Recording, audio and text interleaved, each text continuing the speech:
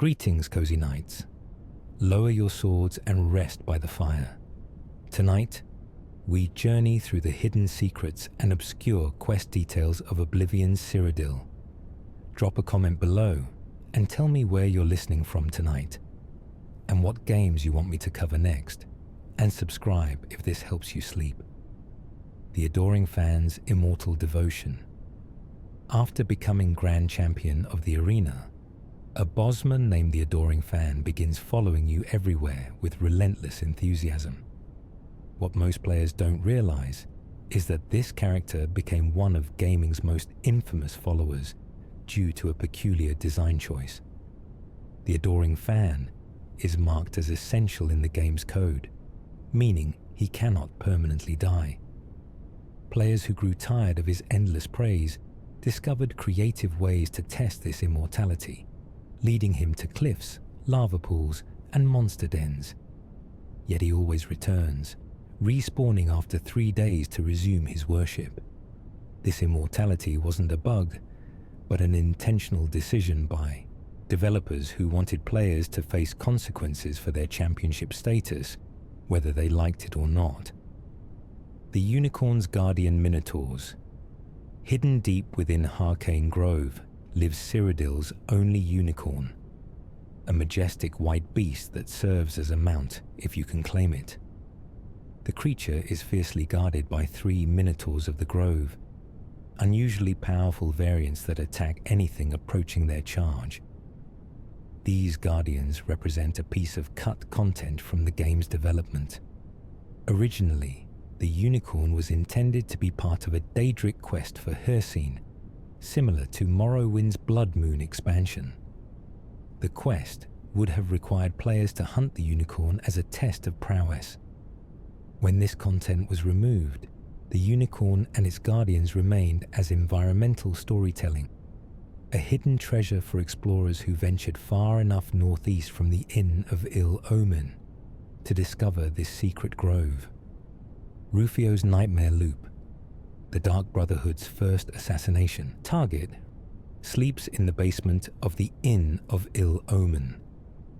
Players approaching his bed can hear him muttering in his sleep, repeating the same nightmare phrase over and over.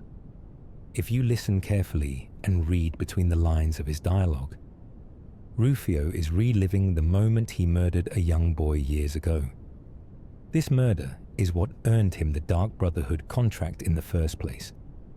The developers included this detail as environmental storytelling, showing that even before you kill him, Rufio is trapped in a personal hell of guilt and bad dreams. Some players report that if you wait long enough without waking or killing him, his nightmare dialogue continues for over an hour, with slight variations suggesting deeper psychological torture. The Painted World's secret artist. During a brush with death quest, players enter a painted world to recover a stolen brush. Within this strange reality, careful observers can find paintings within paintings, creating layers of artistic recursion. The original artist who created this world left behind clues about his identity scattered throughout the environment. Examining specific paintings reveals they're signed with initials that match a long-dead imperial painter mentioned in obscure books found only in the Arcane University library. This painter reportedly went mad trying to achieve immortality through his art, and the painted world suggests he partially succeeded. His consciousness may still exist within the canvas, creating an eternal prison disguised as an artistic paradise. The connection adds tragic depth to what seems like a simple theft quest. The ghost ship's sleeping crew. The bloated float quest begins when you rent a room at the Ship Inn in the Imperial City's waterfront district. Sleeping there triggers a unique scenario where pirates commandeer the vessel overnight, taking you and the crew hostage. What most players miss is examining the pirates' sleeping arrangements after clearing the ship. Investigation reveals these weren't random bandits, but former crew members who served on this same vessel years ago. They knew the ship's layout intimately because they once worked here under a previous captain. Letters found in locked chests below deck suggest they were cheated out of their wages and left to starve, making this attack a revenge mission rather than simple piracy. This backstory never explicitly surfaces in dialogue, requiring detective work to piece together. The Arnora Aurea investigation shortcut.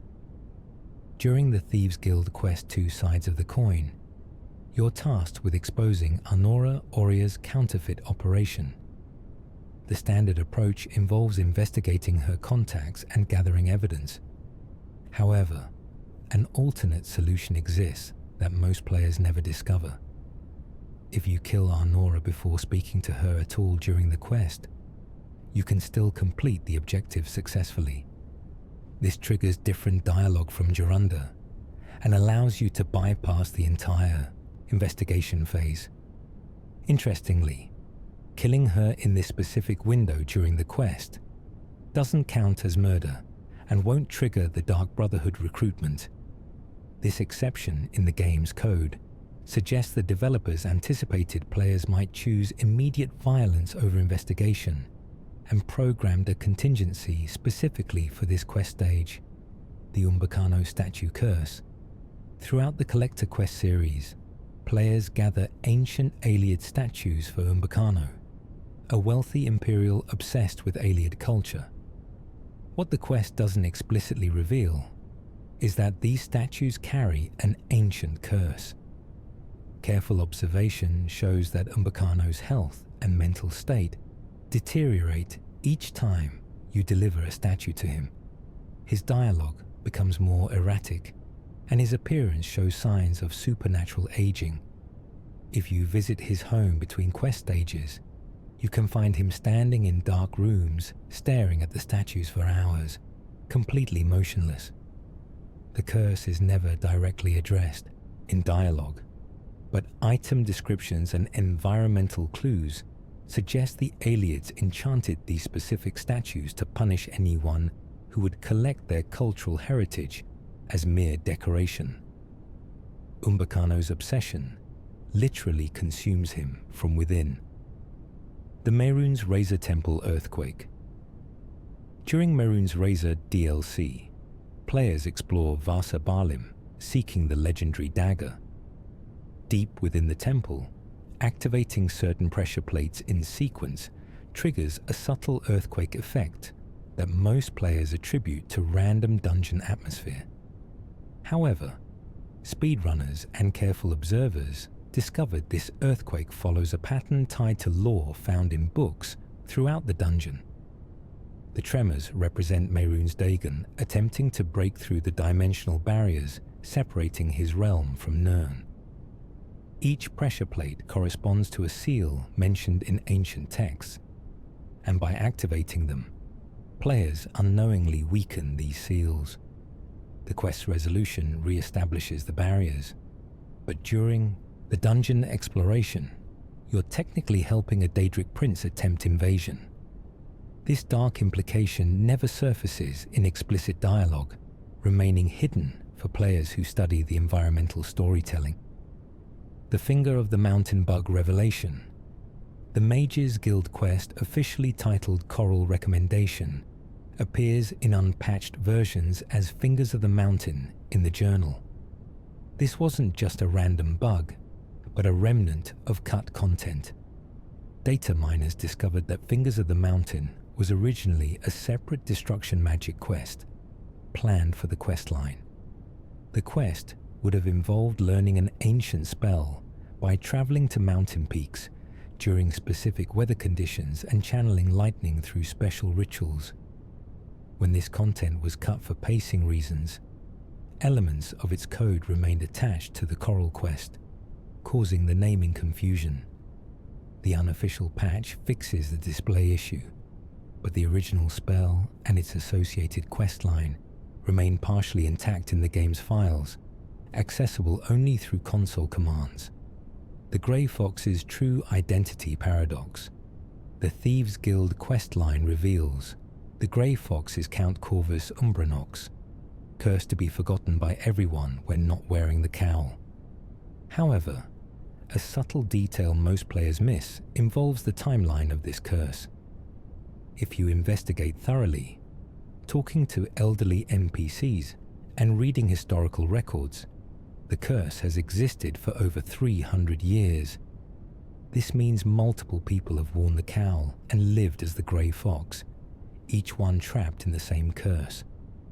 Umbranox is simply the latest victim. The quest resolution doesn't actually break the curse permanently.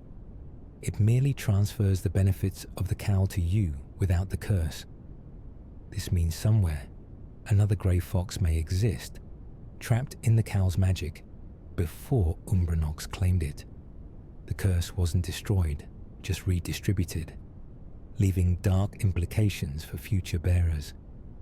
The Joffrey training exploit, Master Joffrey at Wayne Priory, offers essential training in the early game, but experienced players discovered his training schedule has a unique quirk.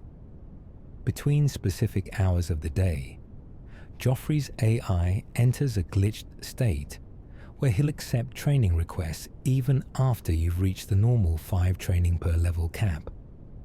This wasn't intentional, but rather a conflict between his guard duty schedule and his trainer status. The window occurs when his patrol route intersects with his sleep schedule, creating a few minutes of AI confusion. Players who discovered this timing could gain unlimited training during these brief windows, breaking the progression curve entirely. Speedrunners still use this quirk today, though it requires precise timing and patience to exploit successfully. The Black Hand Hood secret stats. Early in the Dark Brotherhood questline, killing Lucien Lachance immediately grants you his Black Hand Hood and robes. While the journal describes basic enchantments, data miners discovered these items have hidden stat bonuses that don't display in the interface. The hood provides a small regenerative effect that slowly heals you over time, and the robe passively increases sneak effectiveness beyond the displayed numbers. These hidden bonuses were apparently meant to represent the mystical protection granted to Black Hand members. Taking Lucien's equipment before properly earning it means you benefit from enchantments meant for assassins who've proven themselves through years of dedication. This makes killing Lucien one of the most mechanically advantageous choices early in the game, despite cutting off the entire Dark Brotherhood questline. The Whodunit Guest Health Mystery. During the Dark Brotherhood quest Whodunit, players infiltrate a party and must kill all guests without being discovered. Investigation reveals each guest has exactly 1 health point, making them die from any damage whatsoever. This wasn't just a gameplay convenience, but a narrative choice reflecting the poisoned wine they consumed before your arrival. The quest giver mentions serving refreshments to make your job easier, and the single health point represents them already being poisoned to death's door. Any action you take simply delivers the final touch. This detail adds a layer of premeditation to the quest that most players miss. You're not actually murdering these people in the traditional sense, but finishing a job that began before you arrived, making the Brotherhood's reputation for perfect planning extend beyond simple combat. The Fort Farragut tree door. When Lucien Lachance summons you to Fort Farragut for a critical meeting, most players fight through the front entrance. However, experienced Dark Brotherhood members discovered a large hollow tree behind the fort contains a hidden door leading directly to Lucien's chamber. This secret entrance was designed for players with high sneak skills who wanted to bypass combat entirely. The door isn't marked on any map and requires careful exploration to find. Its existence suggests Lucien prepared multiple entry points for security reasons, and the hollow tree served as an emergency escape route. Using this entrance triggers unique dialogue acknowledging your stealth approach. The tree door represents the developers rewarding thorough exploration with narrative recognition, a common thread throughout Oblivion's quest design. The Purification Poison Apple. Before the Purification quest, Lucien Lachance gives you one poisoned apple and a summoning scroll. The apple appears to be a simple alternative weapon for killing Sanctuary members. However, reverse pickpocketing the apple into a target's inventory creates a unique scenario. The game tracks whether you use the specific apple Lucien provided versus any random poison. If you use his exact apple, it triggers a small disposition bonus with him during your next meeting. He acknowledges your efficiency without explicitly stating he noticed. This subtle tracking demonstrates the game's attention to player choice, even in minor details. The poisoned apple represents a test of resourcefulness, and Lucien, as your handler, evaluates your methods, even when his dialogue doesn't directly reference them. The Shadowmere Immortality exception.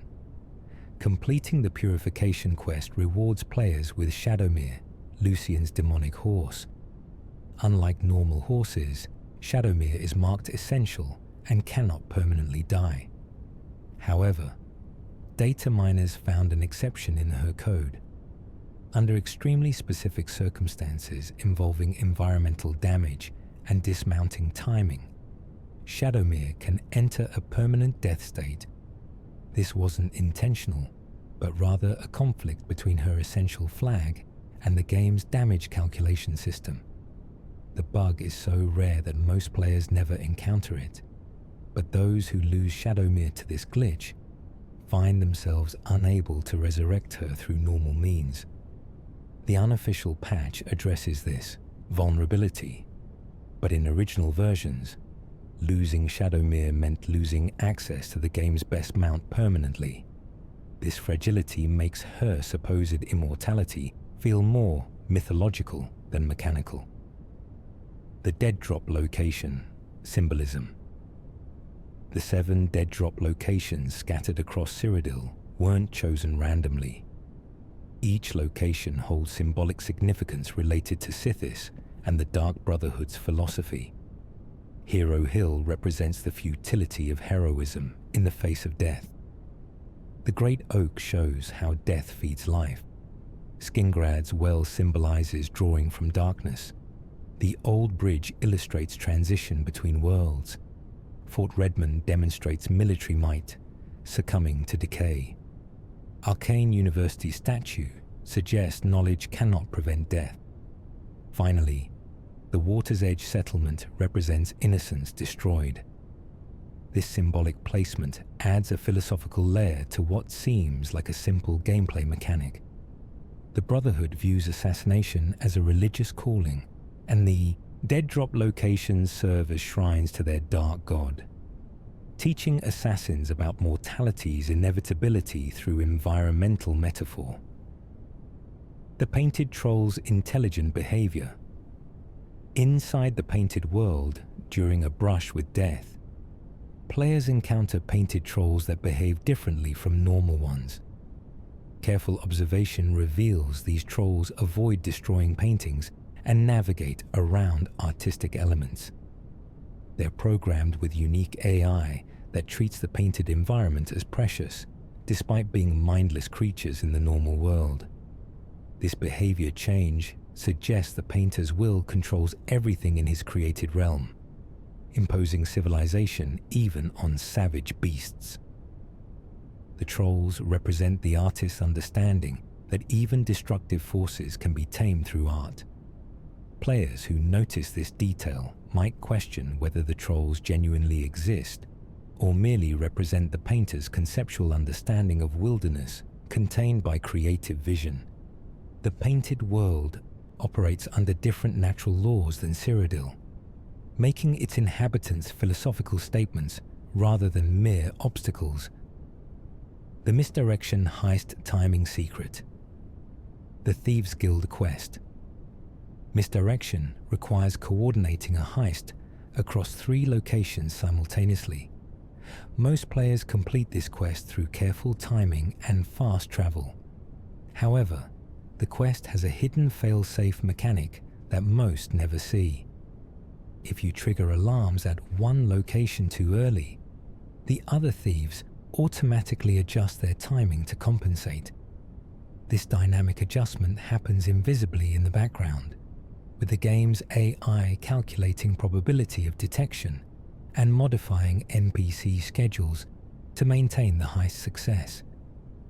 The quest was designed to feel thrilling without being impossible, and this hidden assistance ensures players experience cinematic timing without requiring superhuman coordination. The adjustment is so subtle that most players believe they succeeded through their own skill, not realizing the game helped them maintain the illusion of perfect execution. The Vampire Cure Quest Race Condition. Vicente Valtieri's optional Vampire Cure quest has a hidden time limit that's never explicitly stated. Once you become a vampire and begin researching the cure, an invisible timer starts counting real-time days. If you take too long gathering ingredients, certain NPCs involved in the quest chain begin dying from unrelated causes, potentially making the cure unobtainable. This timer reflects the vampire's degenerating condition affecting those around them. The unofficial patch removes this harsh time limit, but original versions force players to complete the cure quest quickly or face permanent vampirism. This design choice added urgency to a side quest that initially seems leisurely, reinforcing the narrative theme that vampirism spreads corruption to everything it touches. The cure isn't just saving yourself, but protecting innocent NPCs from your presence. The Count of Skingrad's Portrait Room. During Ulterior Motives quest, players visit Castle Skingrad to retrieve a book for the Mages Guild. Exploring the castle reveals a portrait room that most players rush through without examination. The portraits actually tell a detailed family history spanning centuries, with each portrait containing clues about Skingrad's ruling dynasty. Close inspection reveals certain portraits show individuals with eerily similar features across generations, more similarity than genetics normally allows. This visual storytelling hints at the Count's vampiric nature long before it's officially revealed in information at a prize quest. The portrait room serves as early foreshadowing for players observant enough to notice. The Count's family hasn't changed across centuries because it's the same vampire repeatedly posing as his own descendant, maintaining power through eternal life and careful deception. The Fighters Guild corruption subplot. Modrin Orin's suspicions about Fighters Guild corruption run deeper than the main questline reveals. Random conversations between guild members, if you eavesdrop in guild halls, reveal an entire subplot about contract manipulation and favoritism that never becomes explicit. Certain guild members reference jobs being assigned to friends and allies rather than qualified fighters.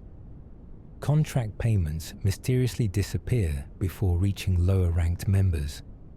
These conversations paint a picture of systemic corruption that Velena Donton either doesn't notice or actively ignores.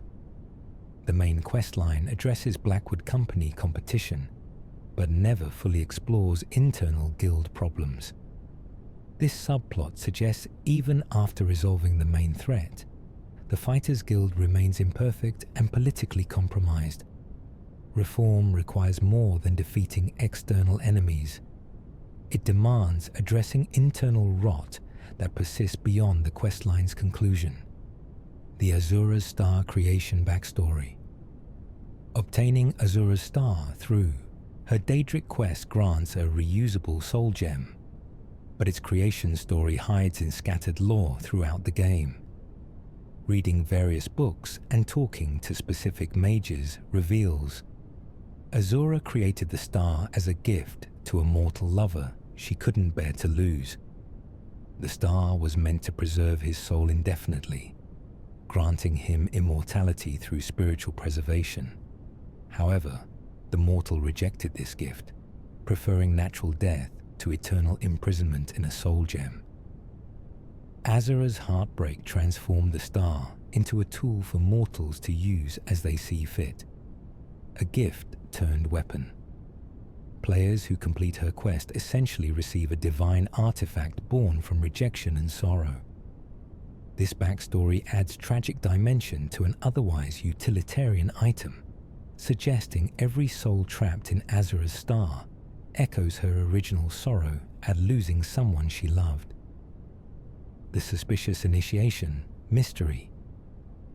Before entering the Arcane University, players must complete recommendation quests from 7 guild halls.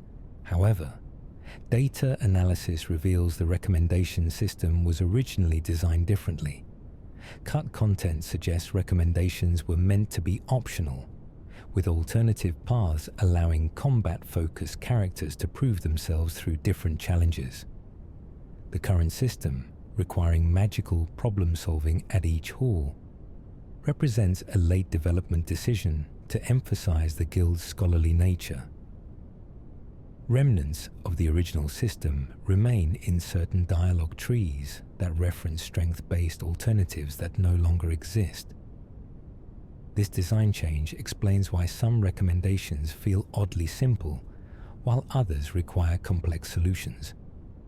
The inconsistency reflects the development team's shifting vision for how players should earn guild membership, with compromise resulting in a somewhat uneven difficulty curve across the 7 locations.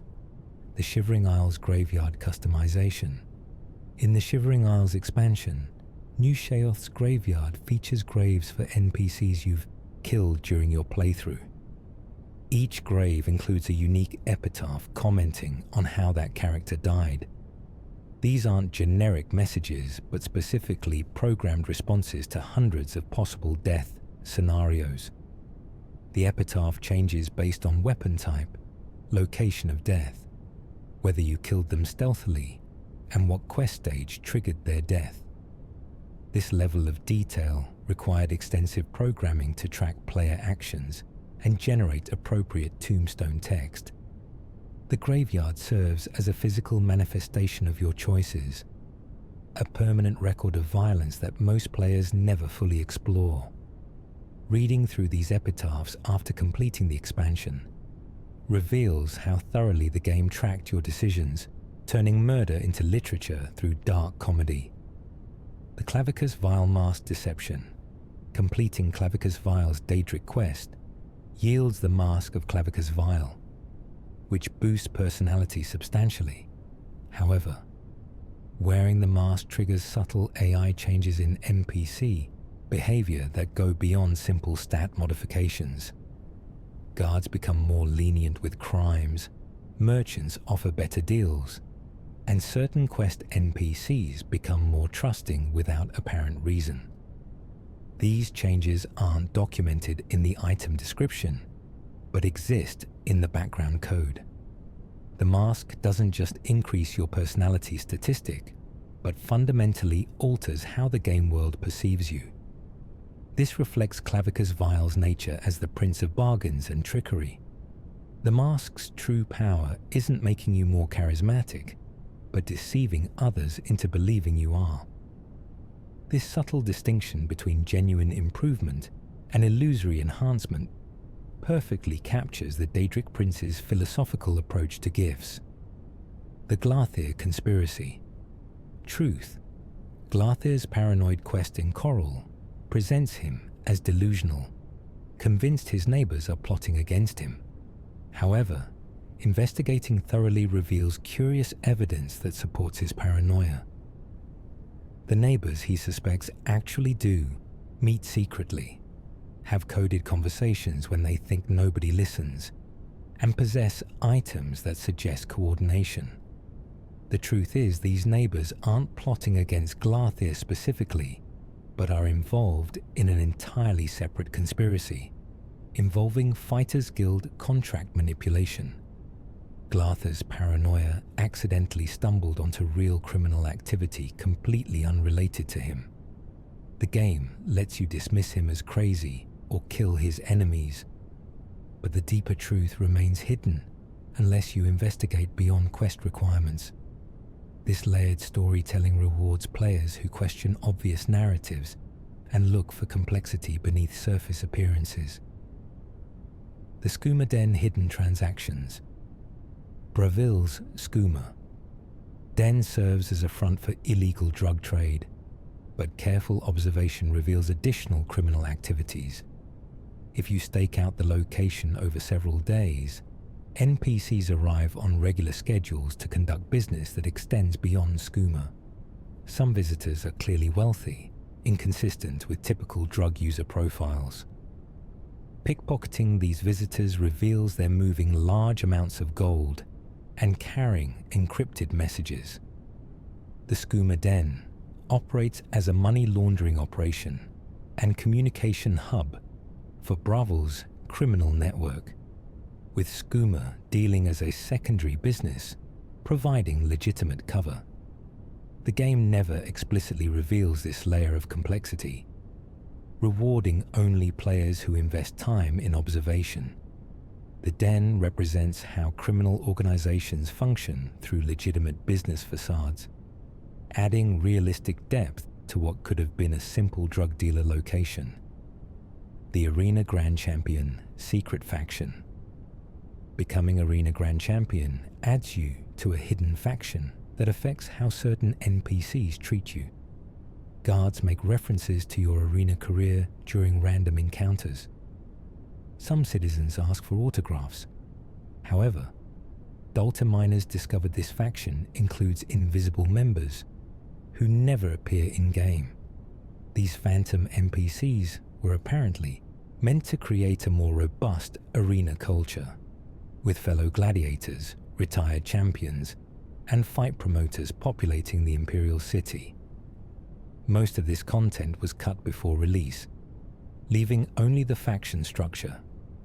The Adoring Fan represents the last remnant of what was meant to be a more extensive post-championship experience.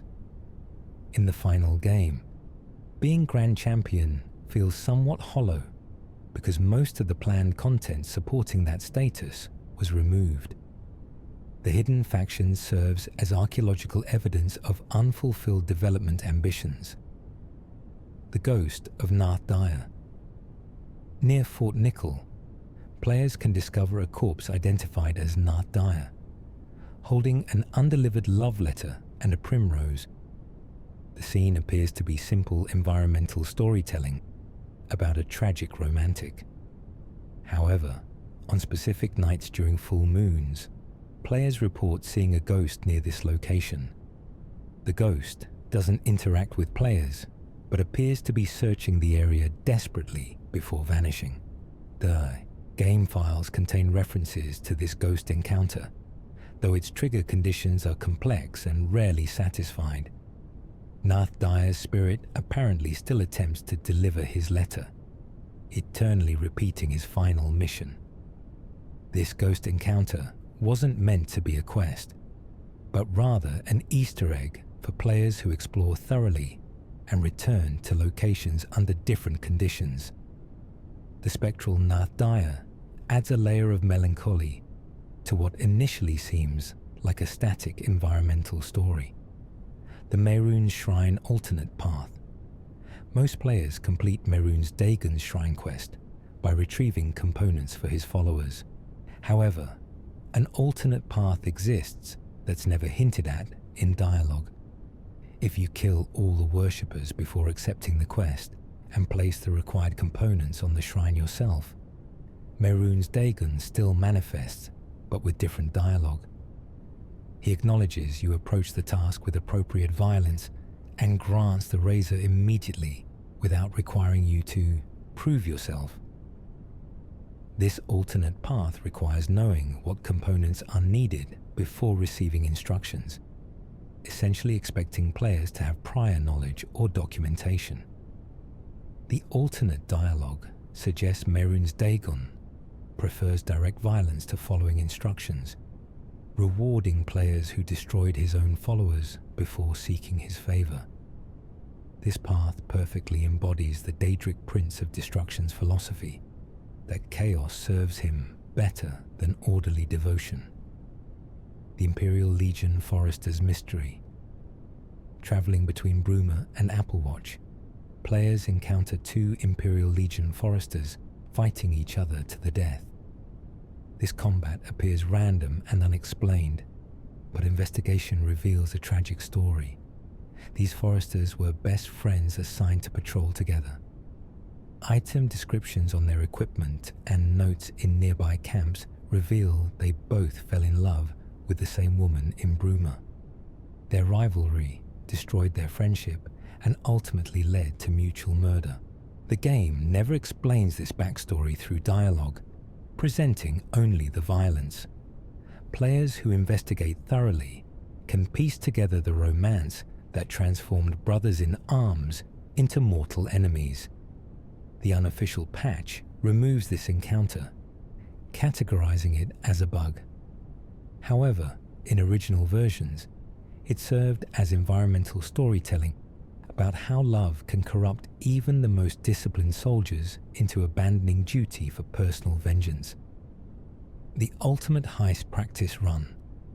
The Thieves Guild's final quest involves stealing an Elder Scroll from the Imperial Palace.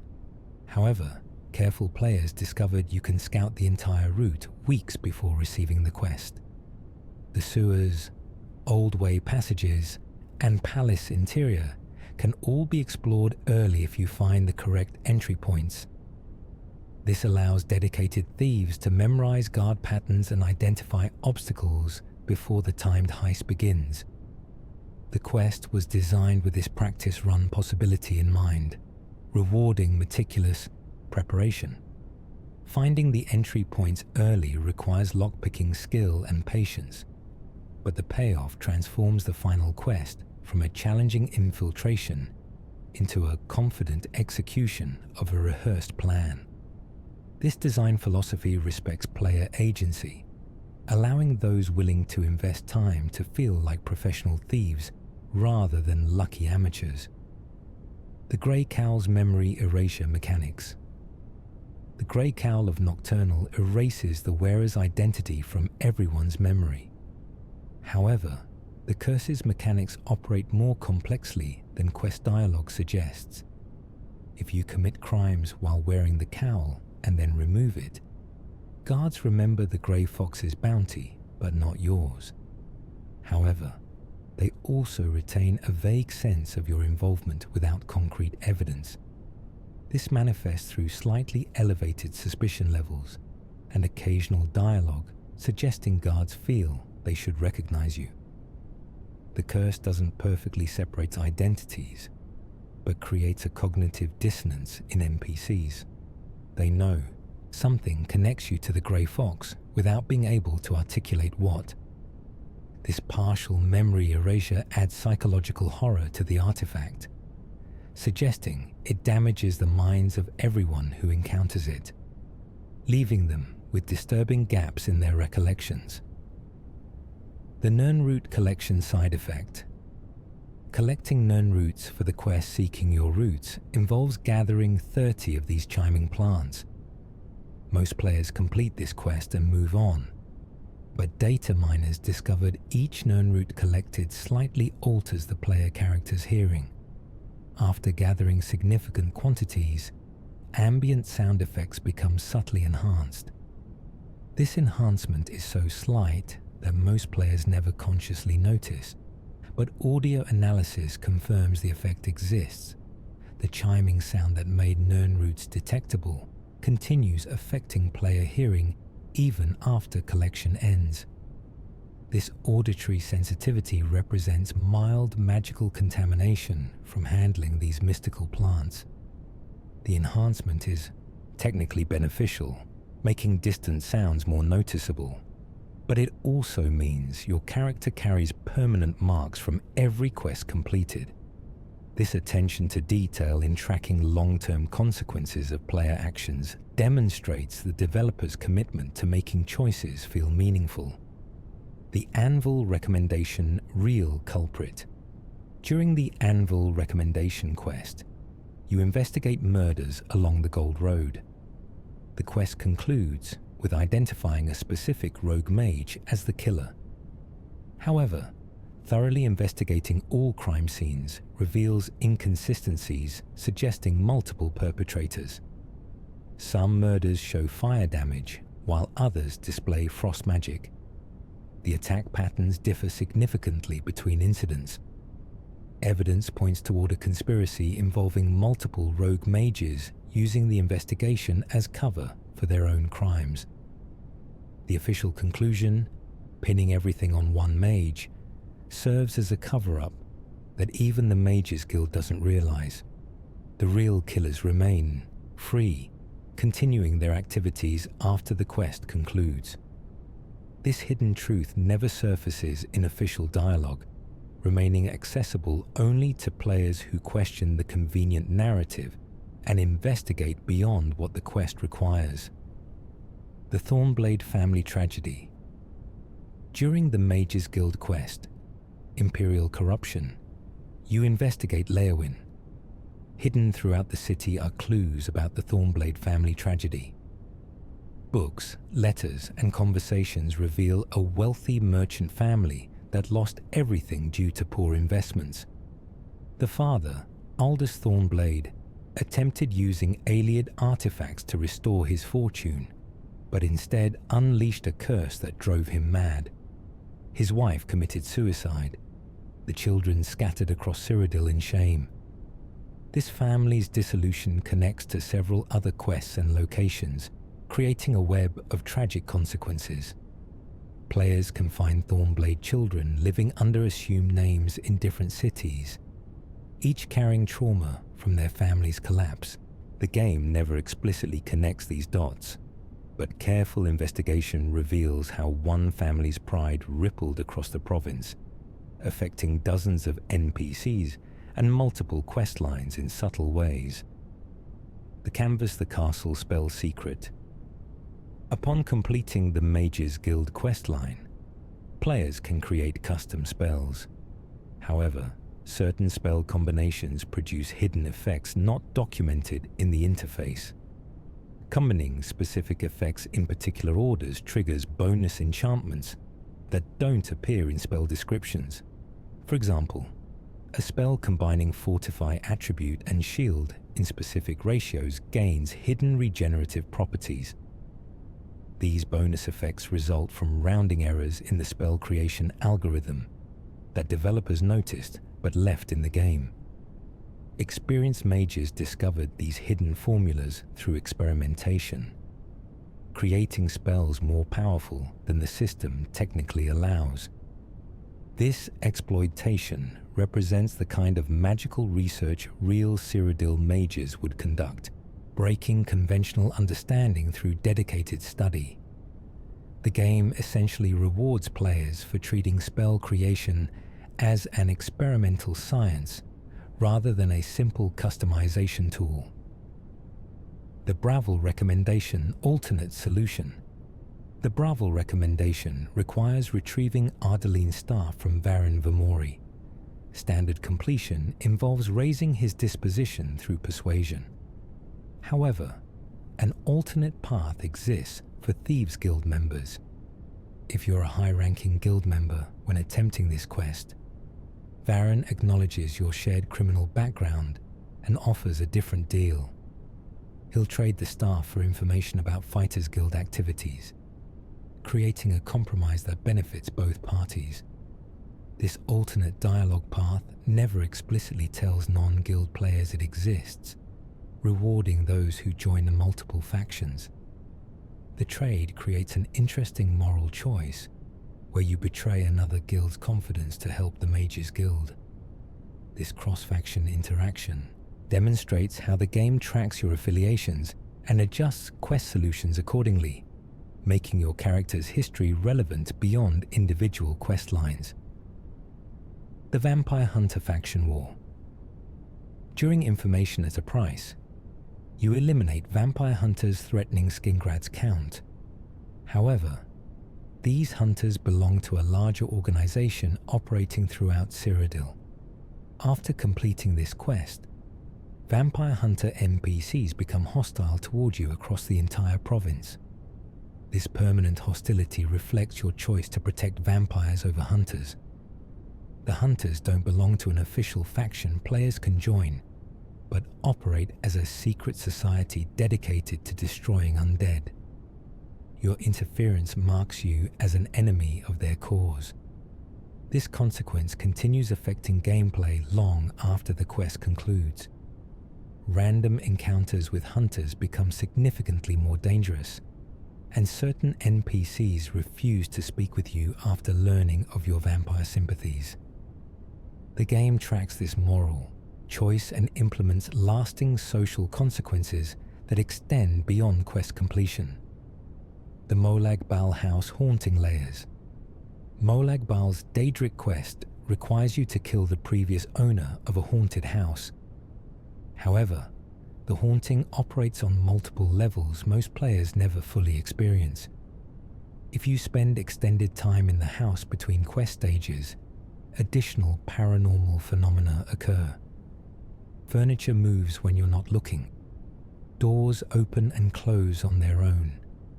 Whispers become audible from empty rooms. These effects intensify the longer you remain, suggesting the haunting strengthens with exposure. The game tracks time spent in the house and adjusts phenomena accordingly. This dynamic haunting system creates genuine horror for players who investigate thoroughly rather than rushing through quest objectives.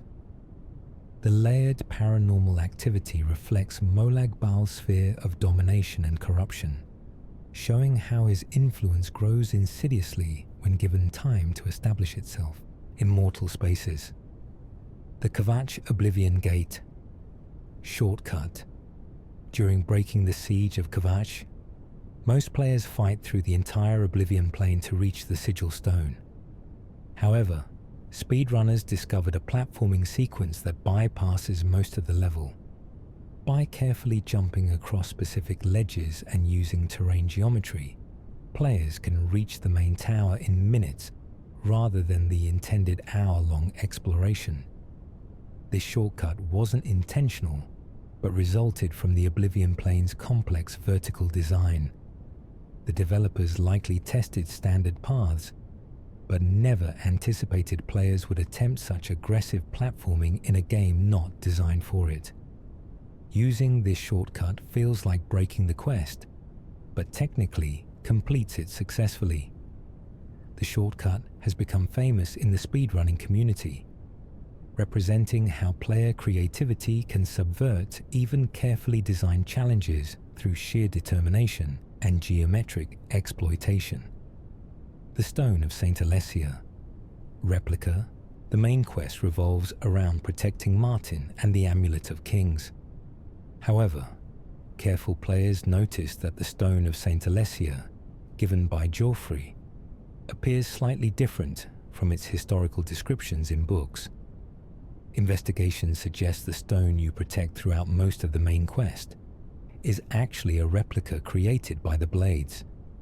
The real stone remains hidden in a location never revealed in-game.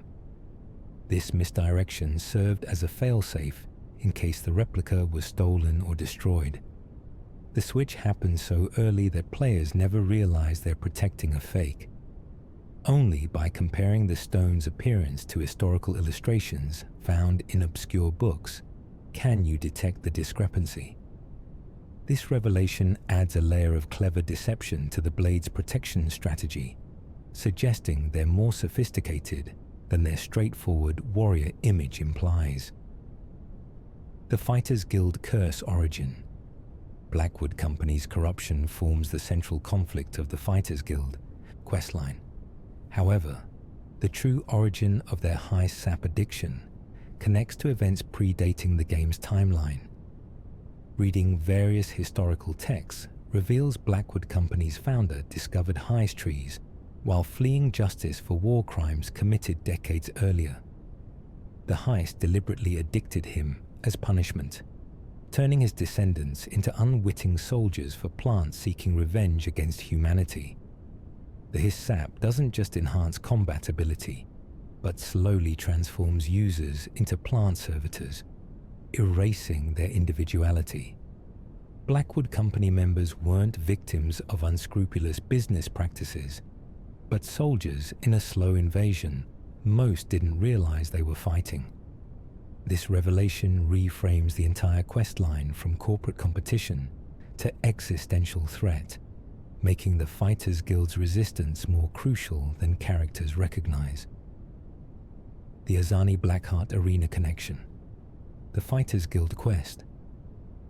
Azani Blackheart requires tracking and eliminating a notorious bandit, leader. However, dialogue with specific NPCs reveals Azani was once an arena competitor who turned to banditry after refusing to throw a championship match. The arena's corrupt management threatened his family when he insisted on fighting honorably. His current criminal operation represents revenge against the system that destroyed his legitimate career. Evidence of this backstory appears in conversations with retired gladiators and investigating arena records. Azani became a monster because the institution meant to celebrate combat prowess forced him to choose between honor and survival. Understanding this context makes the quest more tragic, as you're essentially eliminating someone fighting against the same corruption that eventually consumes the Fighters Guild. His villainy emerges from justifiable rebellion against unjust systems. The Tears of the Savior. Alternate uses. The side quest. Tears of the Savior involves collecting Garridan's Tears flowers for an alchemist. These rare flowers possess unique magical properties described in quest dialogue. However, completing the quest doesn't reveal the flower's full potential. If you keep some tears before turning them in, experimenting with alchemy reveals they create potions with effects not documented in standard alchemy lists.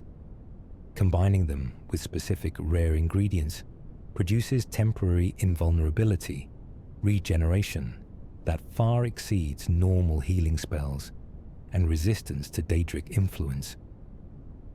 These advanced applications were apparently known to ancient Cyrodiil mages but lost to time. The alchemist requesting the tears only wants them for basic research, unaware of their true potential. Players who experiment discover knowledge the quest itself never reveals, demonstrating how thoroughness rewards deeper understanding than following instructions provides. The Necromancer's Moon Black Soul Gem Secret. The Mages Guild. Quest Necromancer's Moon teaches players about Black Soul Gems and their creation during specific lunar phases. However, the quest doesn't explain why this timing matters. Investigating arcane theory books reveals Black Soul Gems don't simply trap souls, but actually corrupt them during the trapping process. The specific moon phase creates conditions where Manimarco's influence reaches Nirn, allowing his dark magic to transform ordinary soul gems into instruments of spiritual torture. Souls trapped in Black Soul Gems don't simply power enchantments, but experience eternal torment in a fragment of Manimarco's realm. Using Black Soul Gems isn't just ethically questionable necromancy, but active participation in a Daedric prince's torture dimension. This horrifying implication remains hidden in obscure texts, never stated explicitly during the quest that teaches their creation. The Through a Nightmare Darkly reality layers. This quest involves entering a Dark Brotherhood assassin's dreamscape to stop nightmares driving her mad. The dream realm operates under different rules than normal gameplay, but careful observation reveals multiple layers of reality bleeding into each other. Certain objects appear in the dream that shouldn't exist, representing memories from other people's nightmares intersecting with Kudai's friend's mind. These intrusions suggest the nightmare realm isn't personal, but a shared psychic space where all sleeping minds connect. The assassin's trauma creates a weak point, allowing this bleed-through effect. Successfully completing the quest doesn't just save one person, but reinforces the boundaries, preventing others' nightmares from contaminating the shared dreamscape. The implications suggest Cyrodiil's sleeping population unconsciously maintains psychic barriers, preventing mass nightmare plague, with this quest representing emergency maintenance of that system. The Order of the Virtuous Blood Vampire Paradox. This quest involves investigating a vampire hunter organization that turns out to harbor a vampire among its leaders. The twist seems straightforward, but deeper investigation reveals the situation's true complexity. The vampire leader doesn't simply hide among hunters, but actually protects them from more dangerous vampires. He maintains the organization specifically to control vampire hunting, ensuring it remains ineffective enough not to threaten his kind while appearing legitimate to surface society. The hunters don't simply fail to notice his true nature. Some actively know and accept it, believing a controlled vampire threat better than chaos. This uncomfortable compromise creates a stability where vampires and hunters coexist through mutual deception.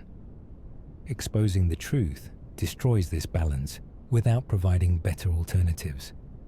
The quest forces players to choose between comfortable lies and destructive honesty. The Allies for Bruma Hidden Requirements. The main quest. Allies for Bruma requires recruiting cities to send aid. However, the amount and quality of aid received depends on factors never explicitly stated. Completing side quests in each city before requesting aid increases troop quality and numbers. Cities where you've gained fame and helped citizens send better soldiers. Those you've ignored contribute minimal forces. Additionally, completing specific Daedric quests affects certain cities' willingness to help. This hidden tracking system means player actions throughout the entire game influence the final battles. Two players completing Allies for Bruma can receive dramatically different military support based on their prior adventures. The game never explains this connection, but careful comparison reveals how seemingly unrelated earlier choices echo forward into critical moments, making the entire playthrough feel consequential. The Sancre Tor Blood Seal. Mystery. During Blood of the Divines, Martin requires you to retrieve the armor of Tiber Septim from Sancre Tor. The blood seal protecting the entrance supposedly requires a descendant of Tiber Septim to open.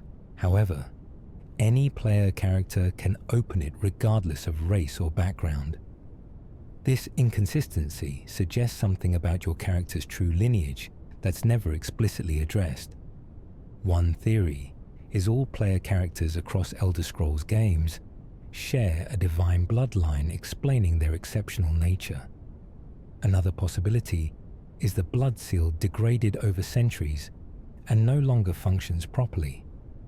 The most disturbing interpretation is that the seal now accepts any blood touched by Akatosh's influence, meaning your participation in the main quest already marked you in ways that qualify you for opening divine seals. Your character isn't special by birth, but becomes special through divine intervention, transforming you into something that can bypass restrictions meant for gods. The Paradise Spectral Mud Crab. Truth. In Mankar Cameron's Paradise, players encounter a spectral mud crab merchant ghost selling various items. The mud crab appears to be a random Easter egg referencing Morrowind's famous mud crab merchant. However, reading specific books in Paradise reveals this is actually the original mud crab merchant's soul, trapped after death. Mankar Cameron collected souls of unique beings to populate his paradise with interesting inhabitants. The mud crab merchant's commercial nature persisted even in death, and he continues his trade in the afterlife. This tragic fate for a beloved Morrowind character exists as hidden lore for players who investigate thoroughly. The spectral mudcrab isn't just nostalgic fan service, but an in-universe consequence of Mankar's soul-collecting activities. His paradise is populated not by willing residents, but by imprisoned souls forced to continue existence for his entertainment. The Mephala Corruption questline. Mephala's Daedric quest requires killing 2 friends and framing each for the other's murder. The quest seems straightforward, but completing it triggers long-term consequences most players never notice. NPCs throughout Cyrodiil begin exhibiting increased paranoia toward their friends. Random conversations reference trust issues that weren't present before.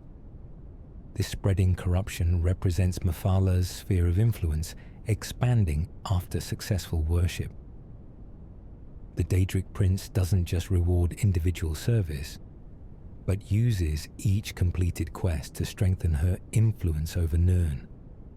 Her gift of the Ebony Blade serves as a focus for this corruption, and carrying it continues spreading distrust wherever you travel.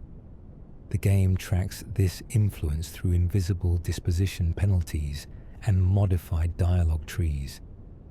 Mephala's quest completion doesn't just earn you an artifact, but makes you an unwitting agent of social decay across the entire province. The Namira's rot spread mechanics, completing Namira's Daedric quest, involves eating a corpse and receiving a ring that reflects damage to attackers. However, the ring's power comes with an unrevealed price. After wearing it for extended periods, NPCs begin showing signs of disease when near you. They cough, reference feeling ill, and show visual corruption effects. This isn't coincidental, but represents Namira's influence spreading through her artifact. The Daedric Prince of Decay uses her gifts to expand rot throughout the mortal world. Wearing her ring transforms you into a disease vector, spreading corruption unconsciously wherever you travel. The effect intensifies the longer you wear it, until entire towns show signs of mysterious illness. Removing the ring stops the spread, but affected NPCs remain diseased. This hidden cost means Namira's gift serves her interests more than the players, making every use of the ring advance her goal of universal decay. The Thieves Guild Master Training Loop. After becoming Guild Master of the Thieves Guild, you can train security skill with Scriver. However, data miners discovered that having the grey cowl in your inventory while training grants hidden experience bonuses that aren't displayed on screen. Each training session, while wearing or carrying the cowl, provides substantially more skill improvement than normal. This bonus reflects the cowl's blessing on activities related to thieving. The game tracks whether you possess the cowl and adjusts training effectiveness accordingly. This hidden mechanic means guild masters can achieve master security skill significantly faster than other players. The bonus was apparently intended as a subtle reward for completing the lengthy quest line, but its invisible nature meant most players never realized they were receiving accelerated advancement. This represented the developers rewarding accomplishment through mechanical benefits rather than explicit dialogue acknowledgement. The Cyrodiil Gate network pattern. Random Oblivion gates appear throughout the main quest, seemingly spawning at arbitrary locations. However, careful mapping reveals these gates follow a specific pattern based on Daedric numerology. Gates appear at points forming geometric shapes sacred to Mehrunes Dagon's theology. Players who mark all gate locations on a map can see pentagrams, spirals, and other ritual symbols emerging from the apparently random distribution. This pattern suggests Mankar Cameron's invasion wasn't chaotic, but followed a precise mystical formula designed to weaken the barriers between planes permanently. The ritual continues even after defeating Mankar, with gate locations serving as permanent weak points in reality. Future invasions could more easily manifest at these marked locations. The game never explicitly reveals this pattern, requiring dedicated cartography and knowledge of Daedric symbols to perceive the underlying structure to what seems like random chaos. The arena-opponent relationship web. Progressing through arena ranks means defeating various opponents, but these gladiators aren't isolated individuals. Careful reading of dialogue and investigating their homes reveals most arena fighters know each other personally. They're friends, rivals, lovers, and family members forced into combat by economic necessity or honor codes. Killing an opponent affects how their relatives and friends treat you. Some maintain professional respect for arena tradition, but others harbor resentment that manifests through hostile dialogue and refusing certain services. The game tracks these relationships and adjusts NPC behavior accordingly. The arena isn't a faceless combat tournament, but a community destroying itself for entertainment. Understanding these connections adds moral weight to your climb to Grand Champion. You're not just defeating anonymous opponents, but tearing apart a social network of people who genuinely care about each other, leaving trauma in your wake. The Daedric Artifact Resonance Effect.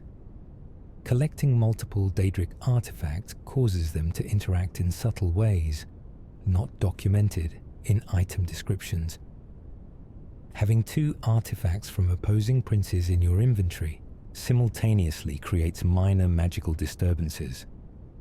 Visual glitches occur, sound effects play randomly, and NPCs react strangely to your presence. This resonance effect intensifies with each additional artifact, representing the Daedric prince's essence conflicting within mortal reality. Collecting all 15 artifacts creates a state of magical instability that affects gameplay noticeably. Spells misfire occasionally, enchantments drain faster, and summoning spells produce incorrect creatures. The game warns against collecting all artifacts in obscure texts, but most players ignore these warnings. The resonance effect serves as a consequence for hoarding divine power, suggesting mortals aren't meant to contain the essence of multiple Daedric princes simultaneously without suffering metaphysical damage. The Skingrad Recommendation. Dark Secret. Finding Earthor during the Skingrad Recommendation quest seems straightforward, but his disappearance has a darker explanation than memory loss. Investigation reveals he didn't simply wander away in confusion, but was deliberately lured by a necromancer cabal, experimenting with memory modification. The necromancers intended to use him as a test subject for spells that would erase witnesses' memories of their activities. Their experiment partially succeeded, leaving Earthor unable to remember recent events. However, deeper investigation shows several other Skingrad citizens exhibit similar symptoms, suggesting ongoing experimentation throughout the city. The Mages Guild never discovers this conspiracy, treating Earthor's condition as an isolated incident. The Necromancer Cabal continues operating after the quest concludes, potentially affecting more victims. Players who investigate thoroughly can find evidence of this larger operation, but have no quest structure to address it, leaving the conspiracy unresolved as continued threat. The Imperial City Sewer Network. Complete map. The ultimate heist quest requires navigating Imperial City sewers, but these tunnels extend far beyond what the quest requires. Exploring every passage reveals a complete underground duplicate of the city above, with passages corresponding to every surface district. This extensive network served multiple purposes during Cyrodiil's history. Secret passages allowed emperors to escape during coups. Criminal organizations used sewers for smuggling. Resistance fighters hid in tunnels during various invasions. Evidence of all these historical uses appears throughout the sewers in the form of abandoned camps, hidden caches, and sealed passages.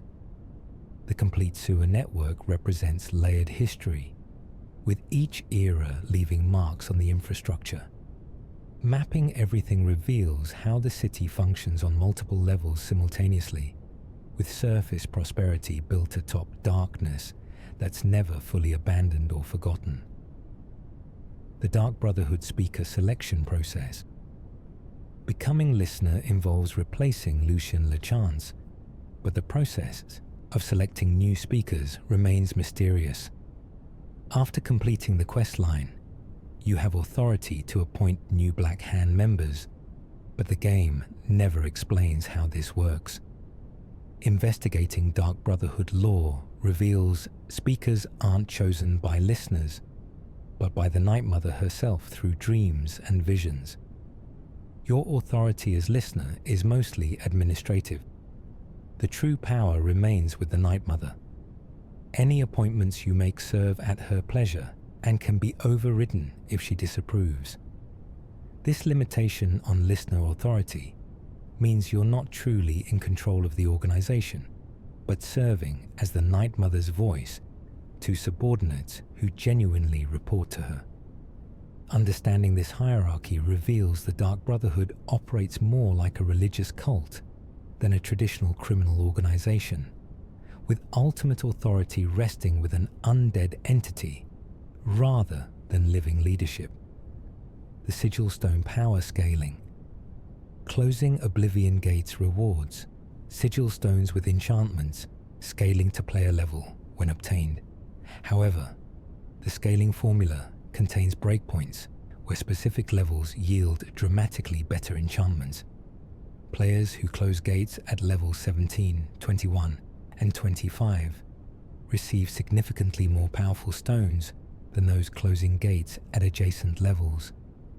This breakpoint system wasn't clearly communicated, leading to players accidentally obtaining inferior stones by closing gates at suboptimal times. Experienced players learn to avoid closing major quest gates until reaching breakpoint levels, ensuring maximum reward.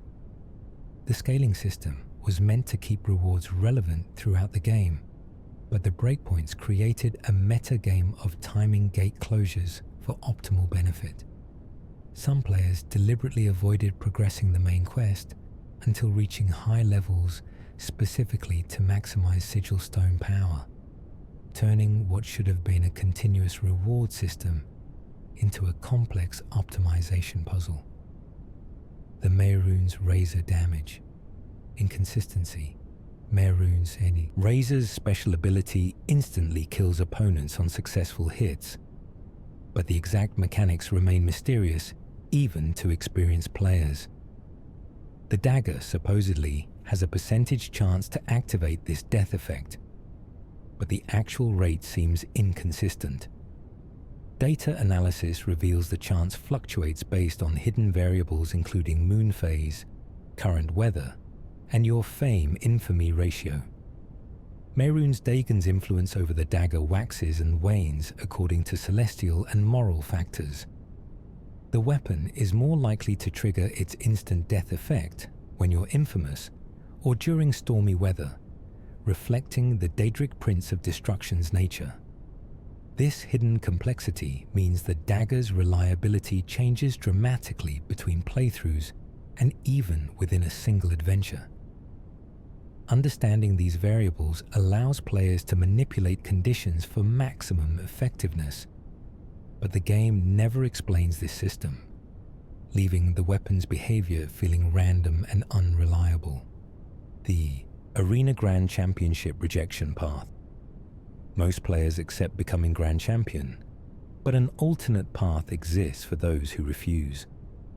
After defeating the previous champion, you can reject the title and leave the arena permanently. This triggers unique dialogue acknowledging your decision to walk away from glory. Several NPCs comment on your humility, and your reputation actually increases more than if you'd accepted the title. This rejection path represents the game respecting player choice to avoid fame and recognition. The adoring fan never appears, guards don't recognize you, and life continues without the burden of celebrity. However, rejecting the championship also means losing access to all Grand Champion benefits and never being able to return to the arena.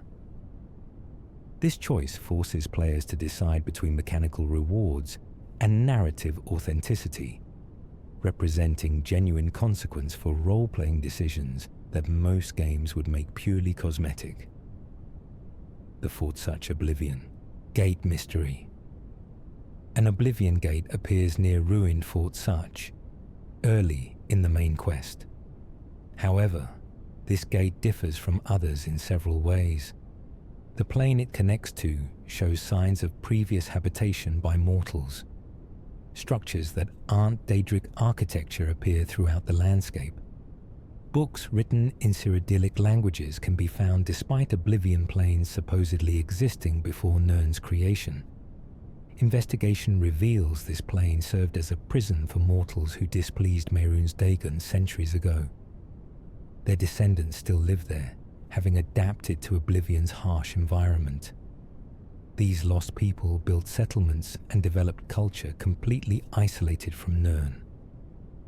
Closing the gate potentially traps them permanently, as their ancestors' crimes preventing return to the mortal world. The game doesn't acknowledge this consequence, but thorough exploration reveals you're not just closing an invasion route, but potentially dooming innocents to eternal imprisonment in a nightmare dimension. The Arcane University Ritual Site. Purpose. The courtyard at the Arcane University features a circular ritual area that most players notice but never see used. This area served a crucial purpose that was cut from the final game.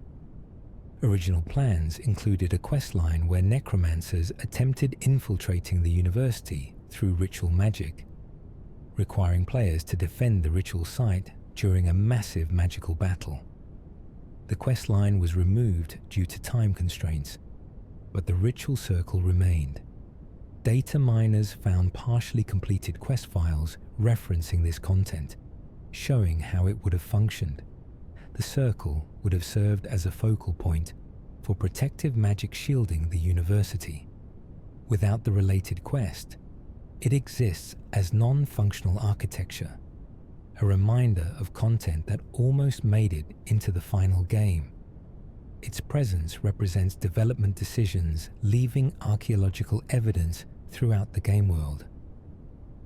The Leowyn corruption investigation. Leowyn's political situation involves the Count's xenophobic policies and tensions with the Argonian population. However, deeper investigation reveals a complete corruption network involving most city officials. The guard captain takes bribes from smugglers. The steward embezzles from city coffers. Several nobles engage in blackmail and extortion. This systematic corruption exists entirely as environmental storytelling through documents and overheard conversations. No quest addresses it, and completing standard Leowyn quests doesn't resolve the underlying problems. The city remains fundamentally corrupt regardless of player intervention.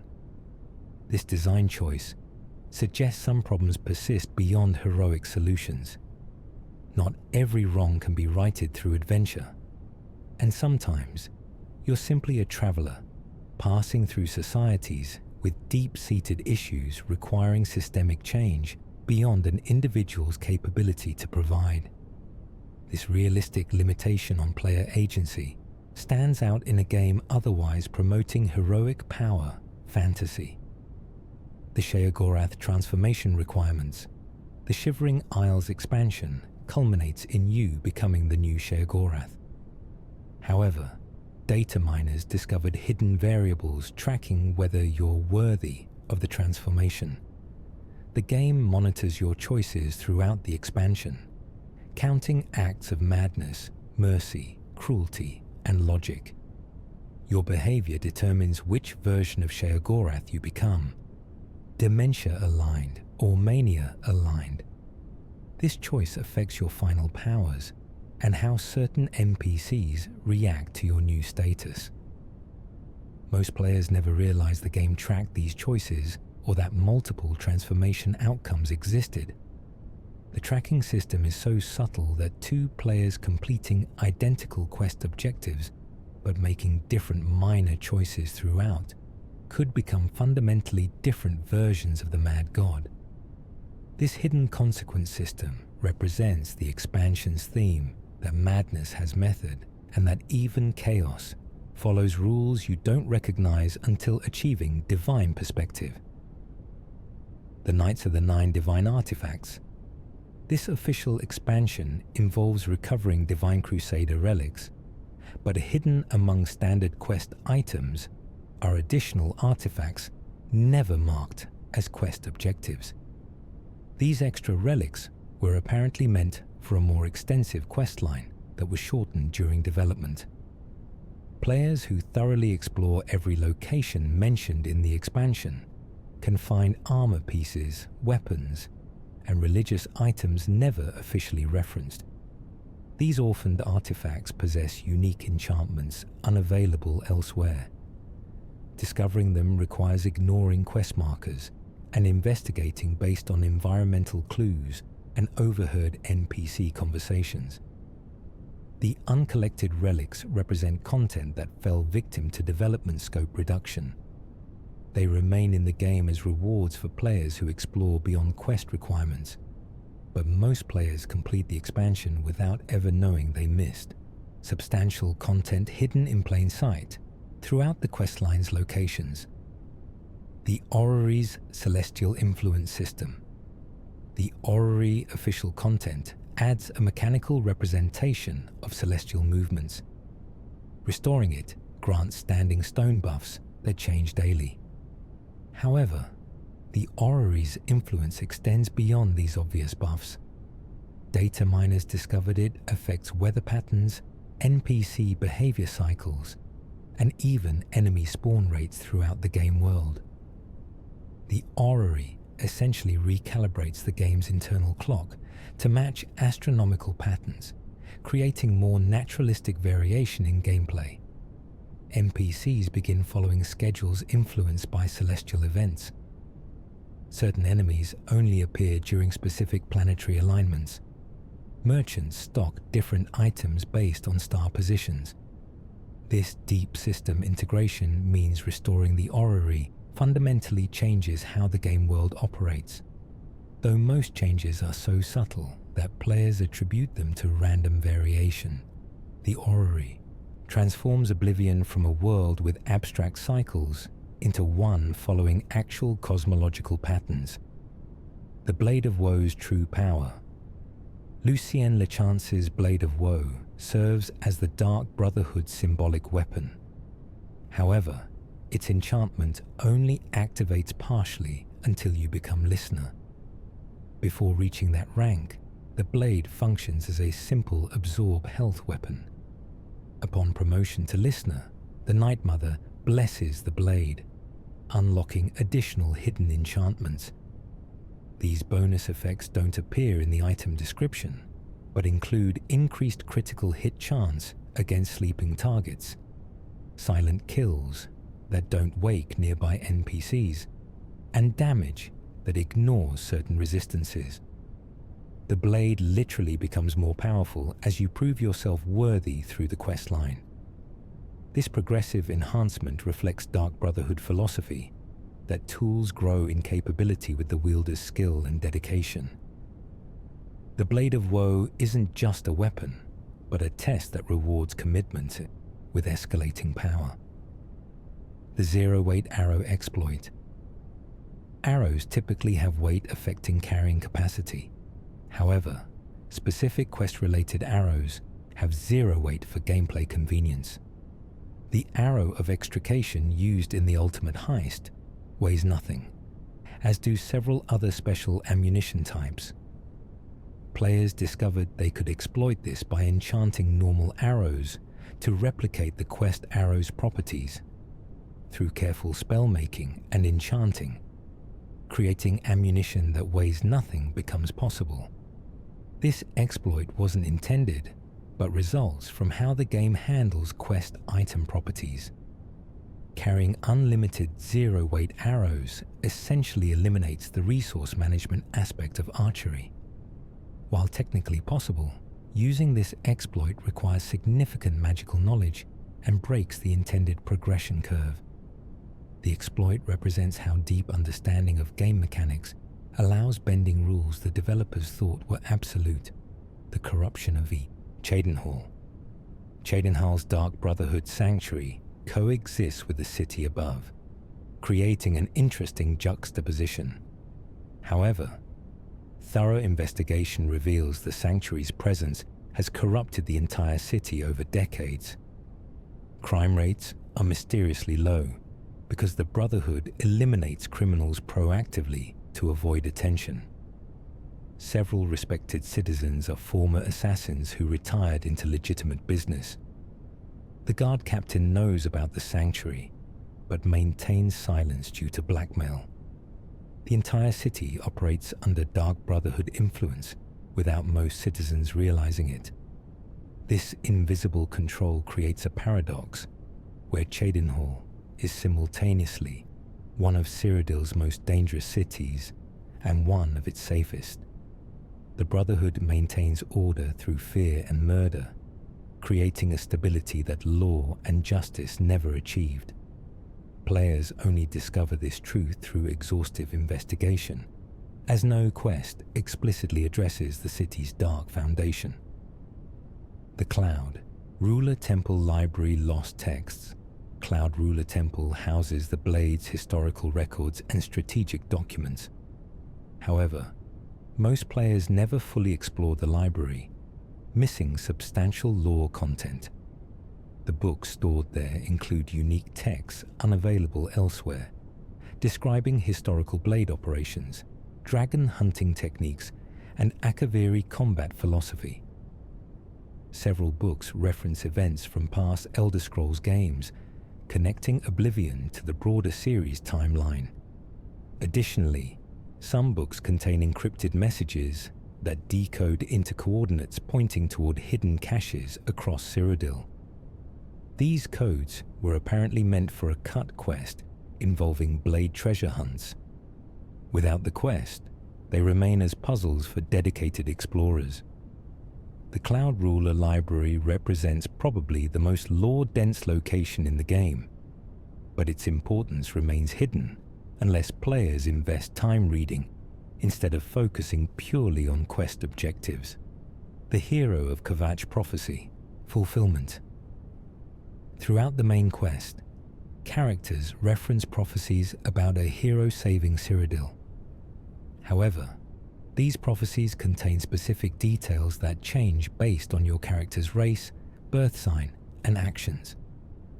The game dynamically adjusts prophetic texts found in books and heard in dialogue to match your character, making it seem like prophecy specifically foresaw your unique characteristics. This personalization creates the illusion of predestined heroism while accommodating player choice. The system is so seamless, most players never realize the prophecies are custom generated. Two players comparing notes discover they each heard different ancient prophecies describing their particular heroes. This dynamic prophecy system represents sophisticated narrative design that maintains the illusion of linear destiny while actually accommodating unlimited variation in player character conception.